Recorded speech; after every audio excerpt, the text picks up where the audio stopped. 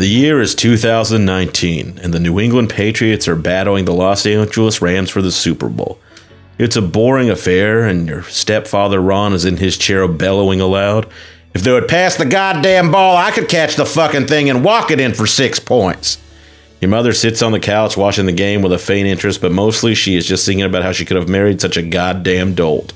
The first half of the game ends, and Ron says, "I'm getting up to get another fucking beer." Your mother replies, "Please don't swear in front of him so much."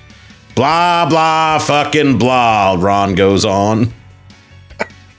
And into the kitchen he heads. Your mother turns her eyes to the television, and there he is. Adam Levine, lead singer of Maroon 5, and he is shaking his ass like it's a can of paint at a hardware store. And suddenly your mother can't peel her eyes from the screen. Singing hit after hit, your mom is just like Mississippi the day after a flood. Wet. She Will Be Loved, This Love, hit after hit. They all charm your mom like a snake out of a basket, his hips hypnotizing your mother. She adjusts the way she is sitting in a way that you have never seen before, but it makes you uncomfortable. On the edge of the couch, you sit and wish someone would just talk to you for a little bit. Finally, the icing on the cake. He takes his shirt off, revealing a plethora of dog shit tattoos that on either of the co-hosts of this podcast would just be fucking dumb. But on his drug dealer chic build, it's white trash hot, just like your dad, who you've never met. Adam Levine has swept your mom back into a time where she was just a teenage girl with a crush on the local bad boy. Suddenly, Ron walks in and says, "What the fuck is this queef shit?" The halftime show ends, but the damage has been done, and your mom has decided she's going to grind Ron into dust with her hips tonight. The next morning, after a lackluster game and a 13-3 score, Tom Brady's 6th Super Bowl, your mom is whipping up a huge breakfast and listening to Maroon 5 in the kitchen.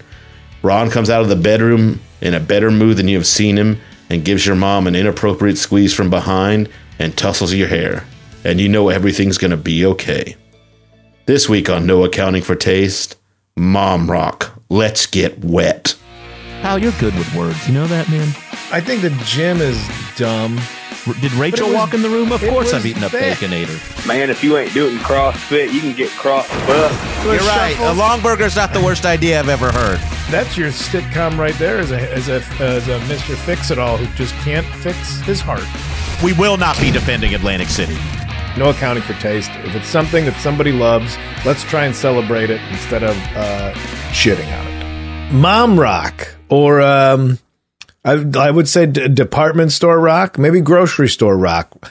Rock and roll, acceptable in a non-confrontational public area. That's what we're discussing this week on No Accounting for Taste. I don't know, man. Are you offended? Are you offended? We heard the intro, and good God, shake your ass like paint at a hardware store is violent. I don't know if you've ever seen one of those paint shaking machines. They will rip a limb from your body. I thought it was creative, but Mom Rock. Let's get into it. It's hated by many, beloved by the 35 and older crowd.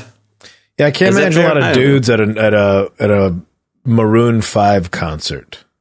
No, that's if there are a lot of dudes at a Maroon 5 concert, they are there to basically work into some child trafficking scheme. Scoop up I would say that Maroon 5 is the Greyhound bus station of musical events. Okay, but listen, we're here to celebrate, Shane. We're here to find the positive. You're right. I will say, before I don't know what music is, and then I just have to Shazam it at a Levi's store, and it's my tracker. 80% of the time, it's Bruno Mars. Every song I've Shazammed, 80% of the time, Bruno Mars. But that Hips Like Jagger song, that Maroon 5 song, I heard it getting on I think it was a Virgin Australia flight, and it was the perfect soundtrack for getting on a very sleek airline with like purple lights and it's like, and I'm like, I'm going on a trip, and it set the mood. Your stewardess is gonna like pull the seat cushion out and be like, and don't forget it doubles as flotation, like or something like that. I don't know what airline you thought. That's Virgin. They had very fun safety videos. You remember this? I thought that was I thought that was a line from Soul Plane, the way you sang that. I was like, this is going to Australia. That didn't sound like that at all. Well, I tried. But what I'm saying is, in that moment, that song was like, ooh, this is a catchy song. It's got whistling in it. Not many people could pull off whistling. I don't know if that's all Adam Levine's move. But I honestly, I think I could defend a lot of this stuff pretty easily it's 45 years old, enjoying a fun tune in the grocery store. I think it's like, I probably could too. I don't know if, I think part of the reason I probably like feel like I shouldn't like it is because I don't want to feel like that is for, like, I don't want to feel that old. Like, this is just denial. Yeah. It's what it, if that makes sense. Like, whatever, I want like punk rock and metal and like cool things like that still, but I'm aging out of that so fast. I think getting caught listening to like this would be like being seen in your pajamas at the grocery store. Like, I know this isn't good. I just don't care right now. I want to be comfortable. Maroon 5 is like pajamas. Goo Goo Dolls. It's just pajamas for your ears. Yeah. Like, it's comfort. I know it's not a good look. I just don't care. I need something easy to digest. It's like rom-com, but music. Yeah. Is that fair? The empty calories, and I love empty calories because eating healthy sucks. So I don't know what that has to do with this. But you can't always sit there like, what are you listening to? Shellac. I'm listening to like just jagged, screeching, off time Steve Albini wank fest music. Like, God, there is the fact that you don't actually have to put effort into listening to it is one of the more appealing things about this music, and I mean that sincerely. I think it comes with age. I'm not shitting on it. Yeah, I tired. It's like when you meet someone who's in their 50s or 60s and they're a Rush fan still, you're like, I would hate to hang out with you. Like, your musical taste is just awful. Like, who's got that much of an attention span? Even like, I mean, the radio hits by Rush. I'll put this. I don't know if this qualifies as mom rock, but I bet it did back in the 80s. But the song "Keep on Loving You" by REO Speedwagon, I had that song stuck in my head so much. My car got towed, and I had to like pay cash to get it out of the impound lot, and I was counting out $300 that I did not have onto the trunk of my own car to just some greasy creep who probably lived in the impound yard, and I was still humming like, and scratches your car for fun. The only thing I want to do, just counting out the last of my own money. So it says something for that type of music to just give you comfort in a time when I don't want to be challenged. I don't need loud, screamy stuff. I don't want to listen to jazz or Enya or some shit like that. But an upbeat pop tune, a Goo Goo Dolls were punk rock. And guess what? They decided they wanted to pay some bills with their music. So they wrote some They stuff, sure did. And that Johnny Resnick, what a feast for the eyes. Makes up for the rest of the band. We're trying to stay positive here, buddy. We just got to stay away from this pool altogether. Because all right, let's just say we will be very negative. He overcorrected with the work, I think, but there was a pocket in the early 90s where, whoof, boy. Do you have a favorite of these bands, or like a specific memory that comes about? I have. It's not sad. I have multiple. Great. What? I think go for it. John Jordan and I got so drunk at the bonfire one night, we played like 40 Gin Blossom songs in Portland, and it was like, it's kind of in this hipstery part of like Southeast 28th, like it's either like old people who have been in the neighborhood forever or like young hipsters ruining it. Yeah, and we were just in there drinking like fucking like doing shots to Hey Jealousy. And this fucking hipster kid stood up and he was like, I can't fucking take it anymore. And we're like, beat it. You're not meant for this world. We were so obnoxious in a way that you would not. In retrospect, people listening to the Gin Blossoms, you do not expect them to have this kind of behavior. And we went fucking, we were like, hit the fucking road, kid. This bar's for real men. He broke a Bud Light in half and shook it at him. Yeah, it was a Mick Ultra, but whatever. Listen, we're about to drive around this town and let the cops chase us around. So if you don't have time for that. Then I guess the other one is that on my first Conan, the other guest was Adam Levine's wife. Well, is she famous, or is that how big of a band they are? She's like a Victoria's Secret model. She's like a professional, beautiful person. Yeah. She's a professional, pretty lady. Yeah, she was nice enough, but then they were like, hey, Shane, come sit over at the desk because we have like a minute of airtime left to fill. And I was like, okay. And then I sat next to Conan, and she was like a little, I wouldn't say she was shitty, but my little brother was there. So it seems like she didn't like that at all, that she had to move over one seat. Yeah, I can't believe they had airtime left after a Victoria's Secret model. Couldn't pull any more quips out of her, huh? That is what one of these stagehands said to me. He goes, it's good to follow models, man. They're never interesting. And they was like, ladies and gentlemen, Shane Torres. Then I had a wardrobe malfunction where a hoodie fell out of the rafters and covered my naked body. I think, I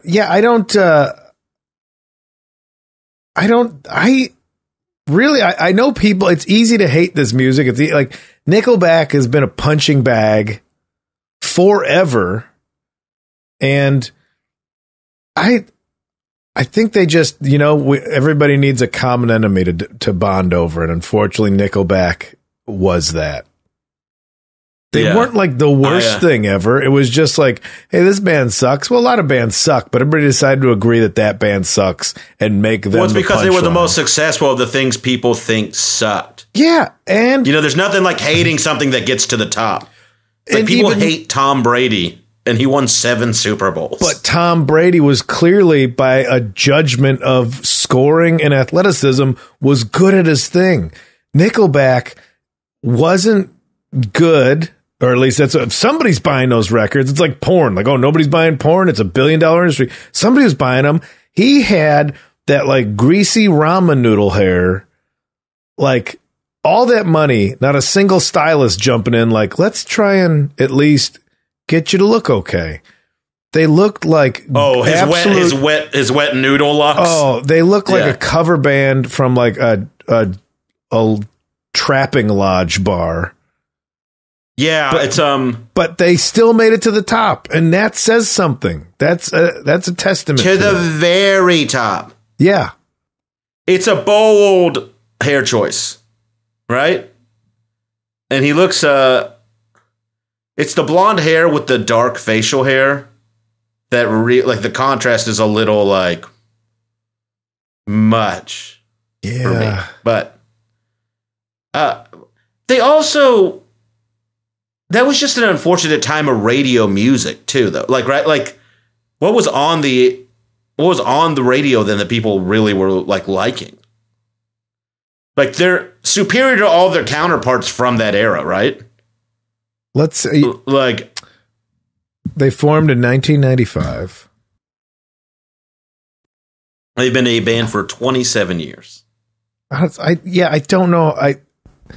It's such an easy target, and that's what people need sometimes. And I think that, they were in the crosshairs of people pointing something at that easy target. So I think here we go. Let's try to stick up for Chad and the boys. Here we go. Here on this episode of No Accounting for Taste. I will say this right before we go into break. Steve Agee sent me a TikTok story of this very famous producer, and he was just like, this is the nicest group of people I ever worked with. I told him my name, and they were like, what's your name? Dan. And then the singer, he goes, the first 3 guys came in, and I was like, oh, well, they were really nice, but the singer's going to be an asshole because the singer's always an ass. And the singer, he's like, what's your name? He goes, Dan. He goes, what's your last name? He goes, like, Osbody. He goes, that's an amazing last name. And then he goes, guys, he goes, come into the studio with me. He goes, like, did you guys meet Dan? They're like, yeah, he's the best. He goes, tell him your last name. And they're like, he was like, Osmani. He goes, that's a great last name. And he goes, then I put out a Nickelback album. And then he goes, they were the nicest guys I've ever met in my entire life. Of course they're nice guys. Listen to the music. Yeah. Like aggro rock and roll's made by jerks. Not a bunch of sweethearts cutting killer riffs. These guys probably split a joint once on the tour bus, and they're like, never again, we can't jeopardize the future of the band. Like, that's what the sound is like. And that's fine to do that. Oh, it is. All right. I think they don't get enough credit for the things they do well, but we'll talk about that right after this short break. And then we'll get into our own killer riffs.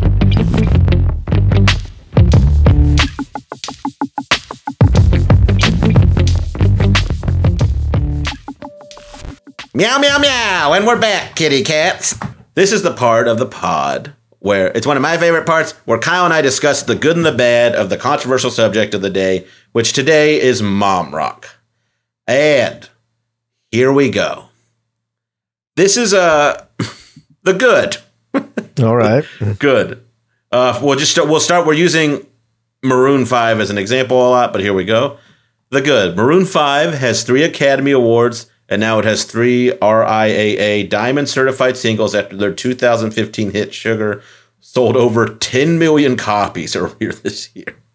Maroon 5 rings in the 2020 New Year with a sold-out Las Vegas show.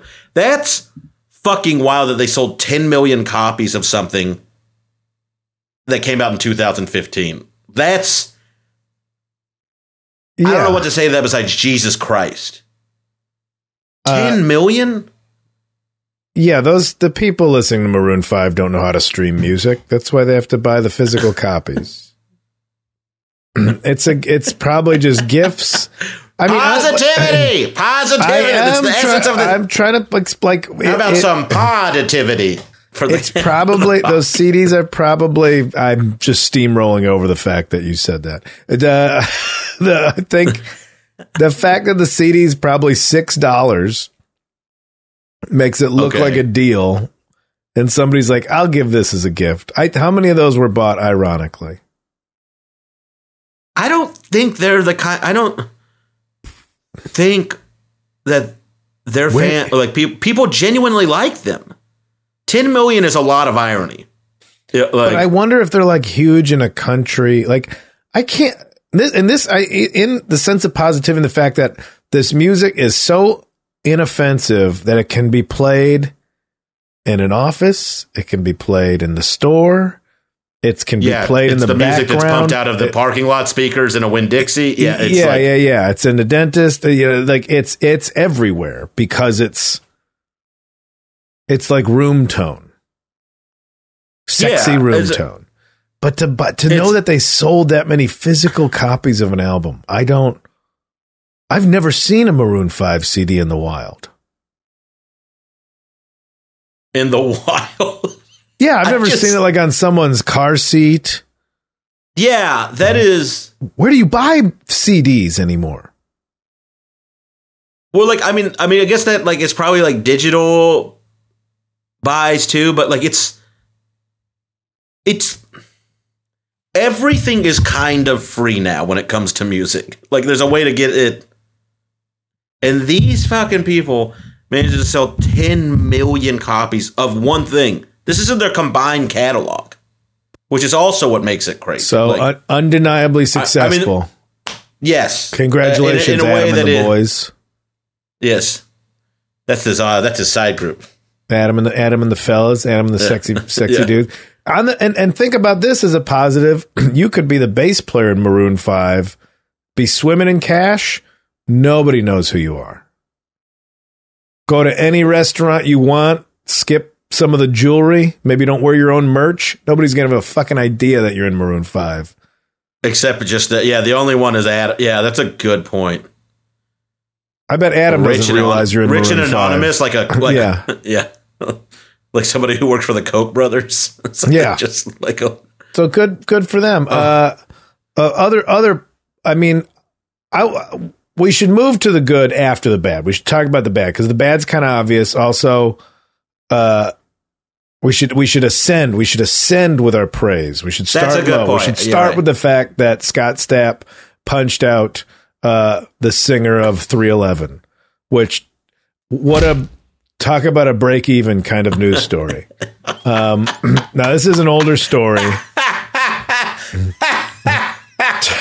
Talk about a wash. What a lame feud. Yeah. What do you think that punch looked like? Like, do you think the pose after he landed it was what was best about it? Well, I think the fact that he would have asked for forgiveness immediately after, given that he's Christian. But okay, yeah, Scott Stapp, it fell in some hard times, man. Again, had some heavy jams back in the 90s. Can You Take Me Higher? And then this is 2005, the story. So them, yeah, 311, and this was on a Thanksgiving, no less, in Baltimore. So that's hardly the only. So we call it all Baltimore stuffing. Yeah. A little gravy for your goose.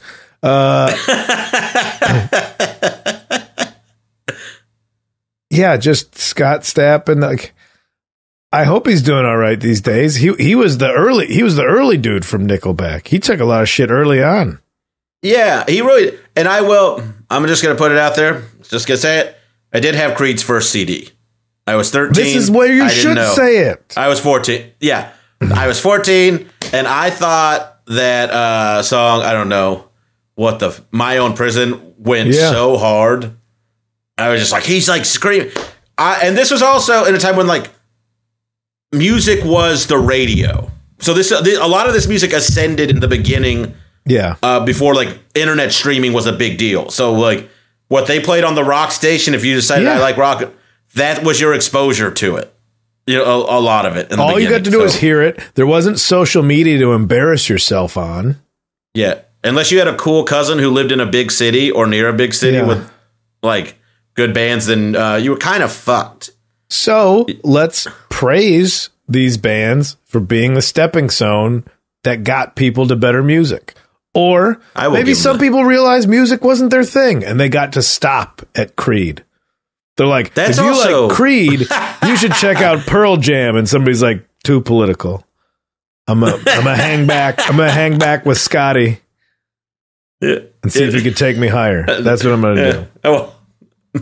Okay, let's do another one of these. I did like Charlie did. We're doing the bad. Okay. Well, I can't. We keep praising. There's more to praise than there is to criticize, I guess. The bad's obvious. I'm trying to find this. Oh, they kicked their drummer out of the band when he took time off tour to be the Goo Goo Dolls did when he had twins. They just kicked him out of the band. You didn't figure. They were like, he was like, I'll take a month off, and they were like, nah, you're gone. And he'd been in the band for like 19 years or some ridiculous amount of fucking time. Well, then he should have known that twins weren't going to work out. He should have discussed it with the band. How long was he in his relationship? Longer than 19 years or less then? Because if he was in the band for 19 years, discuss with those boys. You with somebody for 19 years and you wait to have kids, then that's also a weird thing. Yeah. And then the other thing was that was really fucking freaky that Charlene found was the Jared Leto cult thing. Did you see that, Kyle? Jared Leto, yeah. He 30 Seconds to Mars, a band that I still don't believe I've heard. The Kill is their like big one, I think.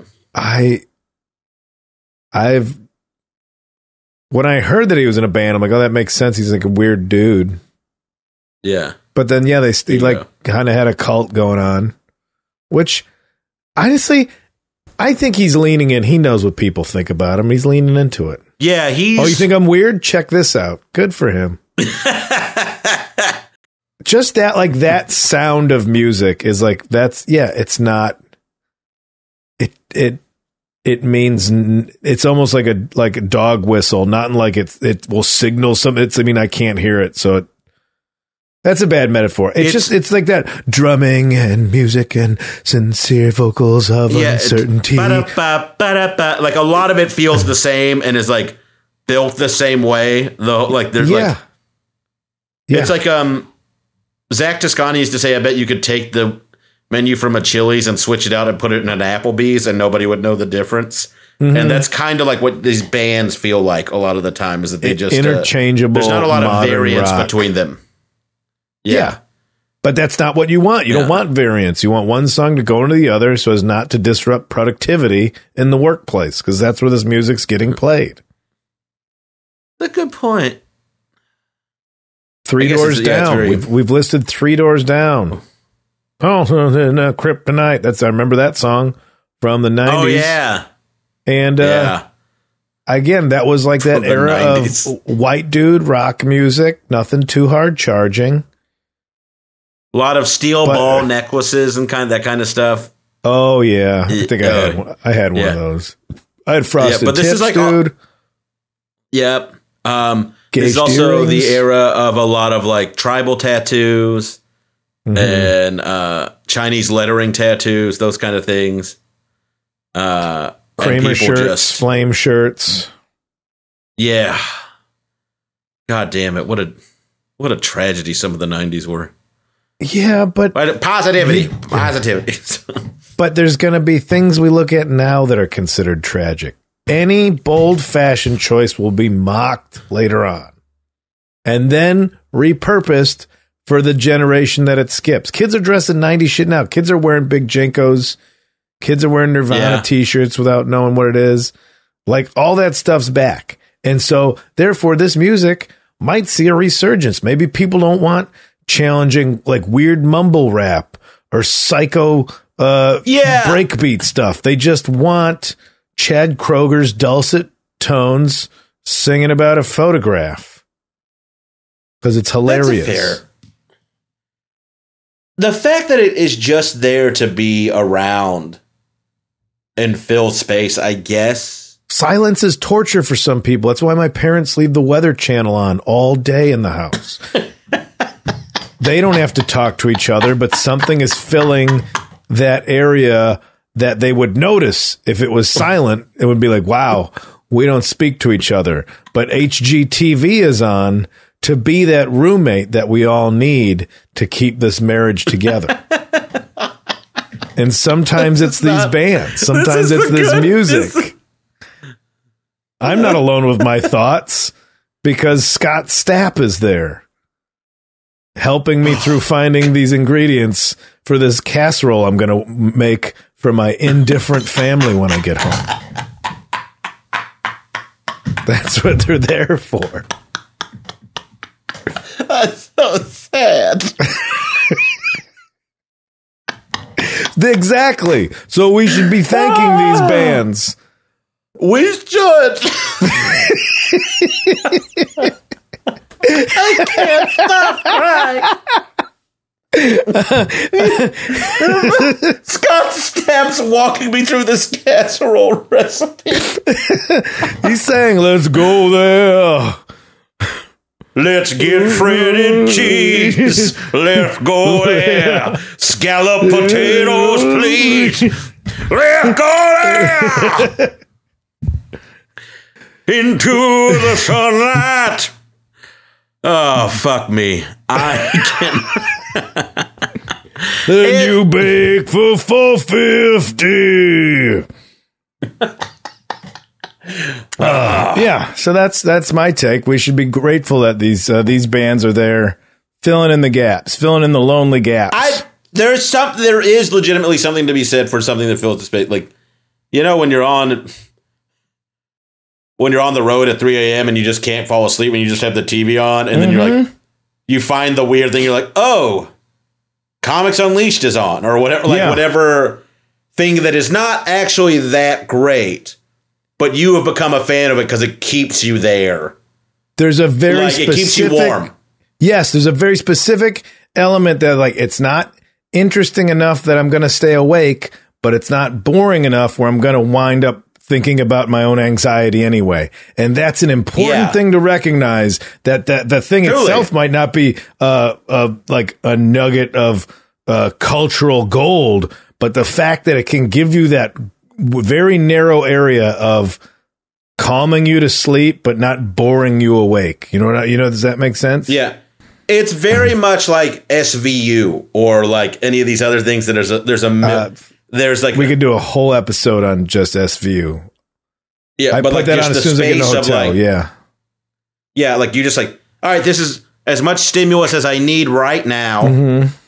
And then whatever I want to get myself ramped up for, whatever I have to do later, I'll change it. But this is fine because the quiet is way too much. Yes. It is so much louder than anything I could put on this television. So, yeah. But give me 30 minutes alone in a fucking Homewood Suites in Minneapolis and with no noise, and you will see the darkest thing anyone has ever scrawled onto a piece of paper. I made fun of my parents for that. SVU is the show that goes on. That I know Mario Lopez like he's a family member at this point.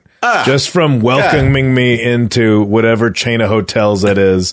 Where he's like, and also, maybe you want an action-packed movie. Maybe I do, Mario. Good to see you again. It's been a few days. How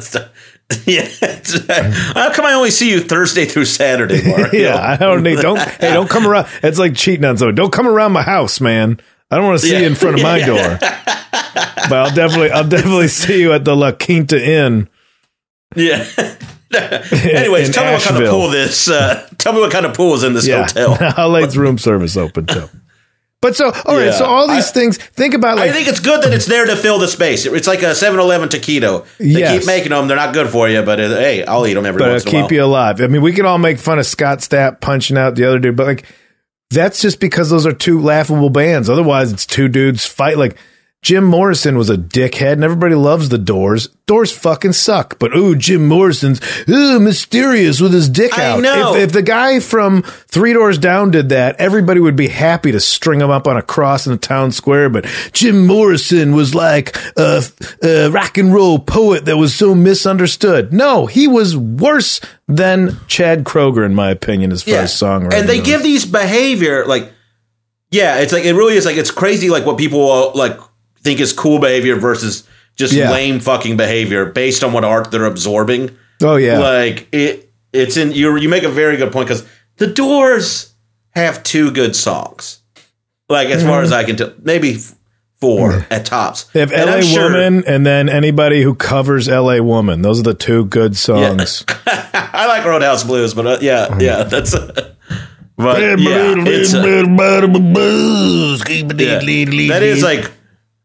that is what was it in Almost Famous when Philip Seymour Hoffman's character goes, at least Iggy Pop had the courage to be a drunk, not like Jim Morrison calling himself a poet. I was like, at least Nickelback is, you know exactly what you're getting. It's it's from the mall. It's not from a boutique shop, and it's not pretending to be good because it's from a boutique shop. I like that. It's your this is your Harbor Freight bands. You listen to them enough, and then they finally break down, and you know you're going to listen to more of this kind of music, then step up, go to Home Depot, get a quality one. Do you have, like, say, I don't want to call it guilty pleasure because that implies that it's not positive in some way, but, like, you have 1 or 2 of these songs, like a song from any of these bands or this era that you're like, it fucking slaps to me. Well, that's once you get away from... I think this speaks to what kind of person you are. If you get away from all outside influence and you're just given music or anything to consume on your own without anybody else being like, this sucks, or seeing what they look like we're saying, this a lot of this music got popular on the radio before imagery had to deal with it. I wonder how much music would actually get a pass by the too cool for that, or how much music would get like, this isn't really good. Like vote anonymously. Like, here's a neutral Milk Hotel song that's just kind of like whiny with a harpsichord, but you have to listen to. It's like required listening. Versus, or if somebody told you a Pearl Jam song was a Creed song, or vice versa, would they discredit it immediately? You know what I mean? I'm trying to think of specific songs, but just in general, just not like. Well, like I'll say, I don't know if I like them these songs, but I will say I have enjoyed them at points in my life. Remember that song "Glycerine" by Bush? Oh yeah, yeah. I thought that was the moodiest, artiest rock when I was 13 years old. I was like, or however old I was, but just like, this guy is just pulling on my heartstrings. And I had to hate it because it was corporate rock and I was all punk rock. I'm like, this is just fake Nirvana that they put out there. Now, if Bush came on, I'd be like, shit, that song was good. Now, if Nirvana comes on, I'm like, I'm pretty fucking sick of Nirvana. Yeah. And it's not like I like all, but you know, it's one of those things like now I listen to them like this song is not good. It never was that good, but like it worked. I will say it worked on me at points in my life, you know, and like now maybe I have like a nostalgic sense for some of these things. Yeah. But the nostalgic sense. And also you don't like, you're past the point of proving yourself to other people. Like, oh, if I'm 16, I listen to this, people are going to make fun of me. I'm definitely not going to be cool. And then you get old. You're like, none of that matters. And it's sad. I wish it's that one of those, like, I wish I, you know, had that wisdom as a youth or had that confidence to be like, I like what I like and I don't care what anybody says. I could never pull that off. Those were the bravest kids. Good for you. You play football. Yeah. That's pretty tough. This kid's over here just telling everybody he loves Lionel Richie in the cafeteria. Like, that's way more tough. There's something to be said for that kid who's just like, hey, man, fuck it. I don't care that you really like Mustard Plug. Like, this is what I'm in with. Yeah. That's a very good point. Yeah, there's fucking some kids are just like, I always wished I had the courage to be that kid, too, to be that cool and just be like, yeah, fuck it. I'm in trouble. Who gives a fuck? When I worked at a gas station, when I listened to the radio, like, I would outwardly hate a lot of the corporate rock. I just had a radio. I didn't have a CD player or anything. But then stuff would come on and be like, all right. Yeah. All right. Yeah. All right. Sure. Hey, Jealousy is a great song. It's awesome. Got a good hook. Mm-hmm. Maybe that is also something. Maybe this music is for, if you think about it, if you're the guy working in a gas station or a TJ Maxx and you're like, oh, this is the one good song that gets played in this place. Some people might gravitate to some of this because it's like, man, I don't fucking like this music, but Hey Jealousy really got me through my Christmas Eve shift at Mervin's. You know, like there might be something there to, like, they're like, everything is so shitty in here. This is a good thing I can enjoy about it.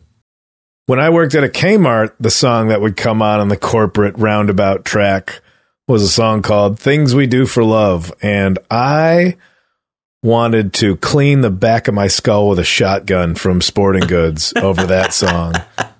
Oh my God, it is Things We Do for Love.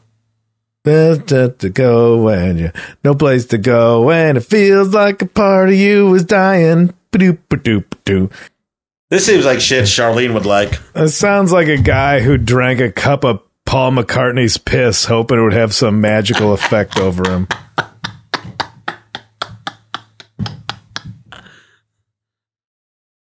So that was the song that I tried to. You know what? Maybe if I heard the full thing nowadays, it might do something for me. Out of nostalgia, though. Like, remember how much I remember the feeling of being 16 and having to restock shelves and hating this song.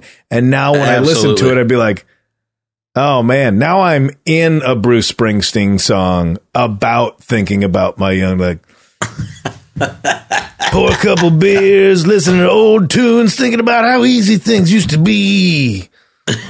Everybody I know is pregnant or dead now.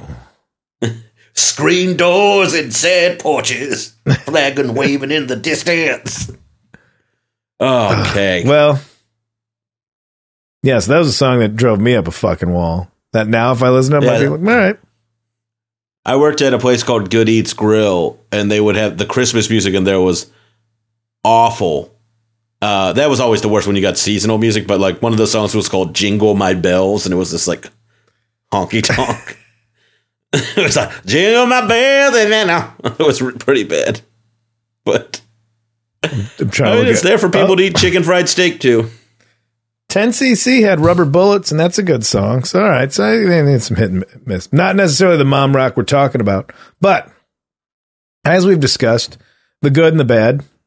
I think the good is that we're removed from this, because I think we're kind of more talking about 90s rock than we are necessarily a genre that for sure we are transcended a time But this is period. something that's been gone on forever. To be fair, this is every generation and every decade has had a we just version don't of realize that that's light rock. Like Creed was hard rock in 1994. Which is crazy. Because nobody knew what hard rock was in 1990. Yeah. So go ahead, buddy. No, I'm just like repurposing it as like, it's grocery store rock, nostalgic grocery store rock. It serves its purpose. Nobody's going to it. If somebody came to me like, this is why they're actually a great band, I'd be like, okay, hold on. If you want to judge by commercial success, sure. But if you're gonna be like, they're technically proficient musicians, and their composition of songs and songwriting is exceptional. Like, I think you're very incorrect. I think you're wildly out of touch. But if you just want to be like, it makes me happy when I listen to it, like, yeah, dude. It's not so bad to pull fish sticks out of a freezer or two in a grocery store. I'll say that. Love a fish stick. Well, this is the part of the show where we go to you, the listener, Speaking of fish sticks, let's go to the calls. Let's see if we can get this plane in the air with my co-pilot here and get all these passengers home to. Wow, I was trying to go with fish sticks. We could have gone with fishing or luring anything out, but you just went for an airplane metaphor. That's it. That's good to see we're on the same page. They serve fish sticks on flights. We'll be right back.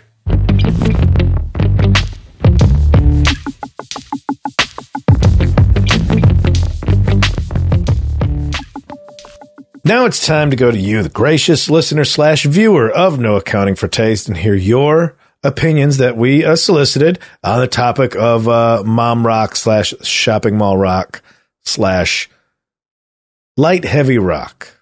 Heavy light rock? The medium well of rock. Yeah, medium well rock. Let's go to the phones. Let's go to the litter box. So when it comes to like shopping mall rock, the one band that I think of all the time is Coldplay, and I love them. I've watched them on tour like a million times, and frankly, it's what makes the shopping experience so much better for me. Just I know that most people, or a lot of people, don't like them and think they're formulaic, but they just remind me of a time when life was good. Like before the Iraq War and before I was an adult and had bills and shit. So yeah.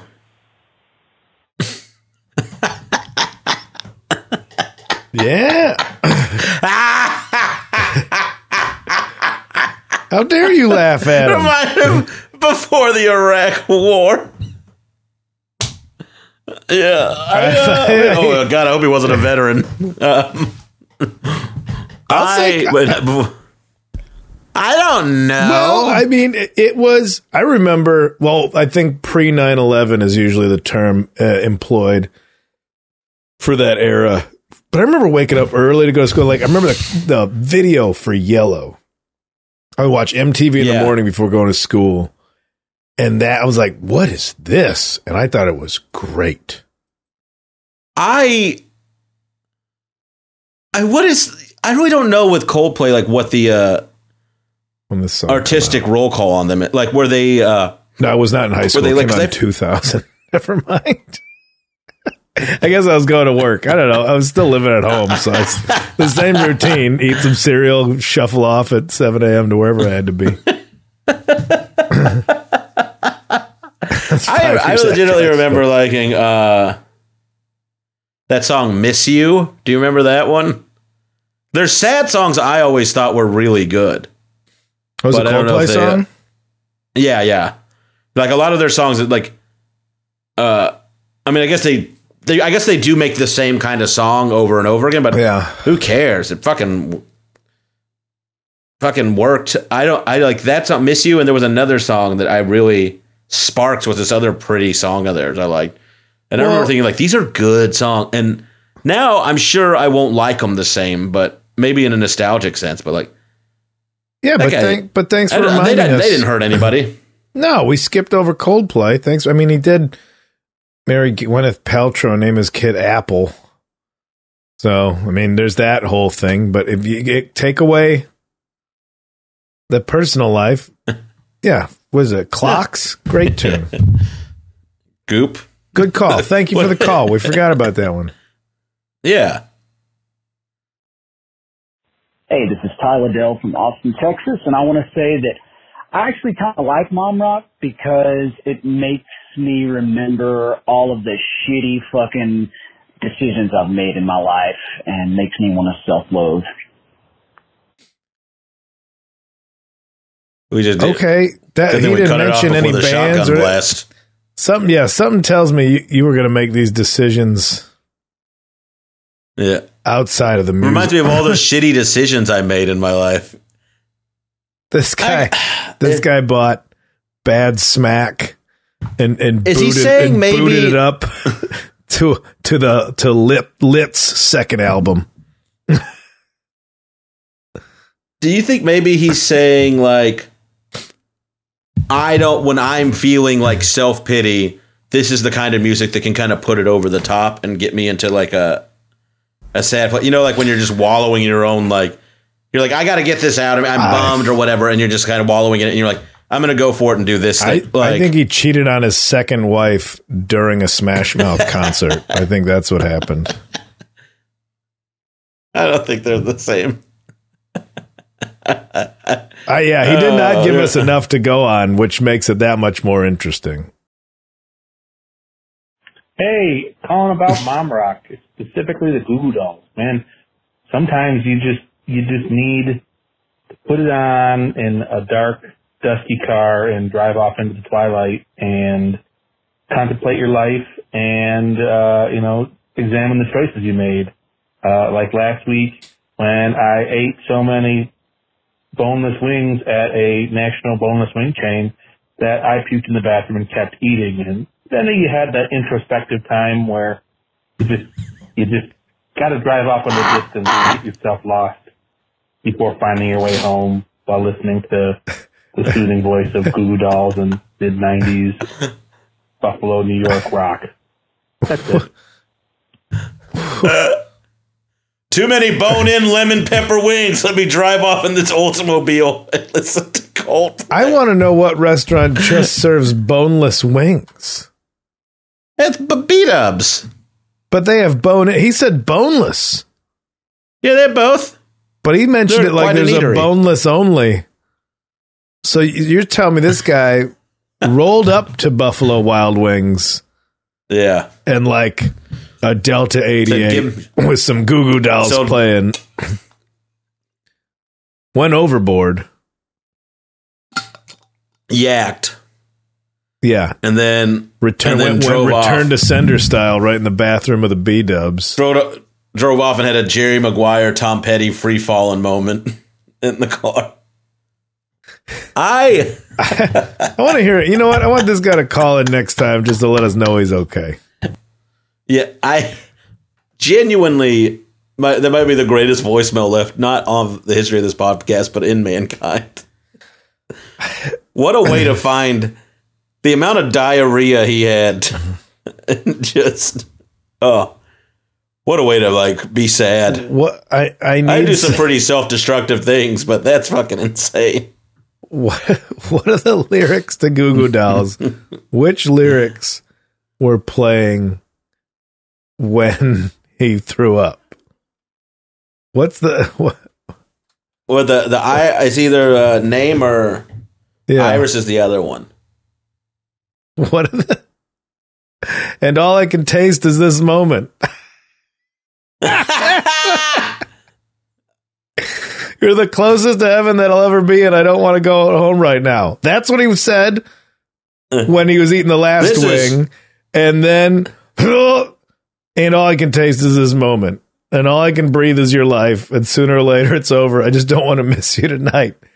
This is about eating all the wings you can at a B-dub. And this is like right before he wiped his asshole and put like hot pepper sauce on his And teeth. I don't want the world to see me because I don't think that they'd understand. When everything's made to be broken, I just want you to know who I am. This is. And you can't fight the tears that ain't coming or the moment of truth in your lives when everything feels like the movies. Yeah, you bleed just to know you're alive. This, I think... They wrote this song for B-dubs. I think this whole song encompasses loving something so much it hurts, and that's what he did to those wings. This checks out. This totally checks out. Oh, God, well played. Let's go. Who else we got? Kyle from Lancaster. Sounds like it. As far as mall rock is concerned, I don't really know much about it, but it's scary that I know all the lyrics. I don't like it. Bye. He does raise...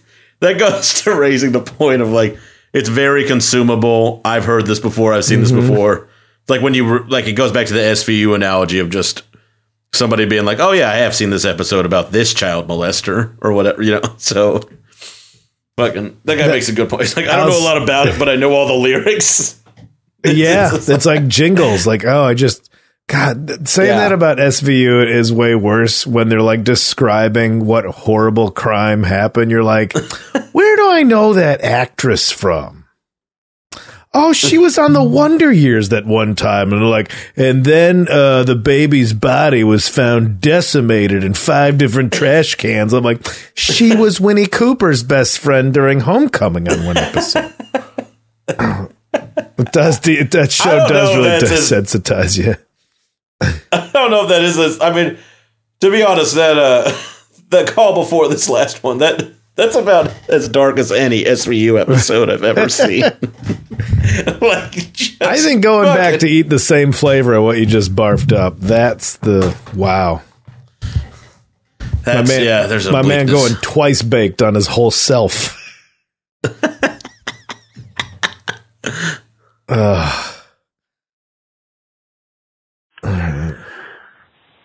So this is Joey from Wisconsin, and I think that, it's the most like frustrating thing as a person who not only listens to a wide plethora of music, but also has music as a career. As being a music teacher, it's the most frustrating thing at a shopping mall when the music's barely audible. And you hear that one song, it's like, is that fucking 1999 by Prince? Or like, there will be the occasional like, wait a minute, this sports bar just played You Shook Me All Night Long by AC/DC 3 times. What is happening? And that's the one thing that always frustrates me about music in shopping malls and in public spaces, is that you never notice it until it's the one time that you do notice it. Thank you. Goodbye. Well, I will say you never notice it till the one time you do notice it does sound like a lyric from some of this music.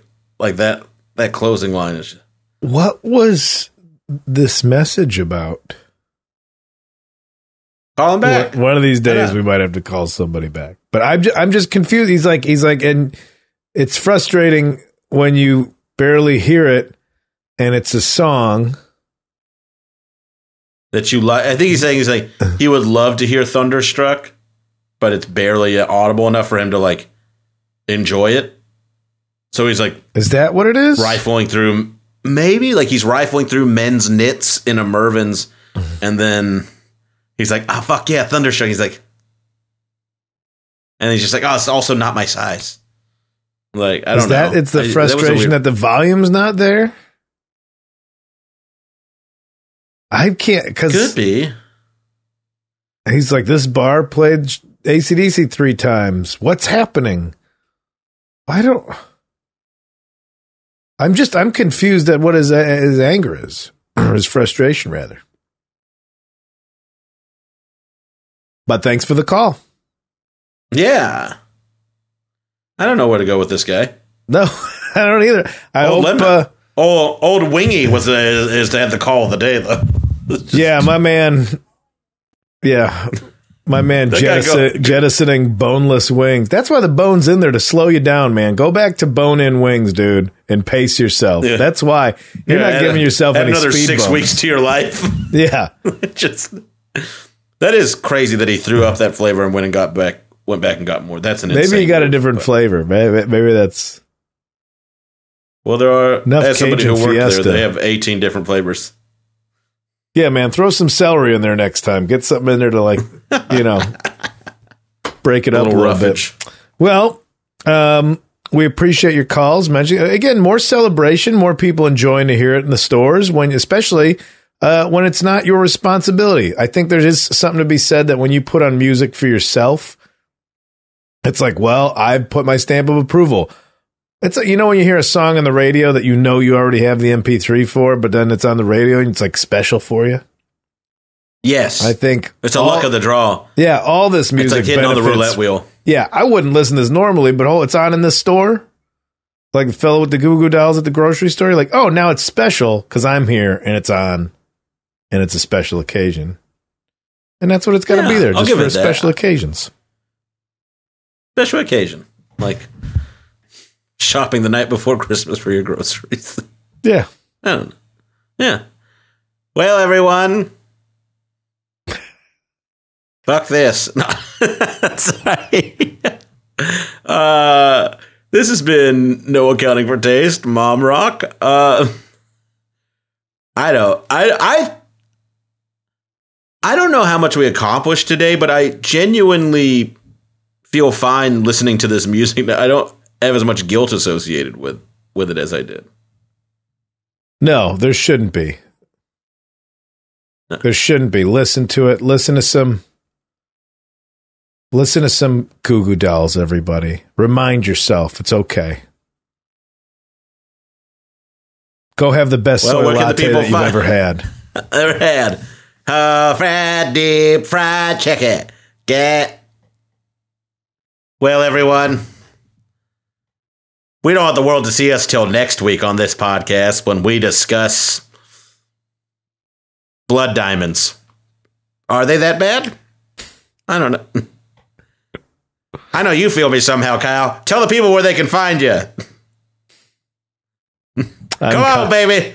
Before he gets to the rocket part, let's hear it, Kinane. I'm Kyle Kinane on all your social media platforms. And I'm Shane Torres, and I am about to think about a woman to this. I don't know. Shane is a comedian.com. I'm Shane Torres across all social media platforms. Our thanks to the great Charlene Connolly producing the podcast. And our thanks to you, because you're about to hear it, baby. Yeah!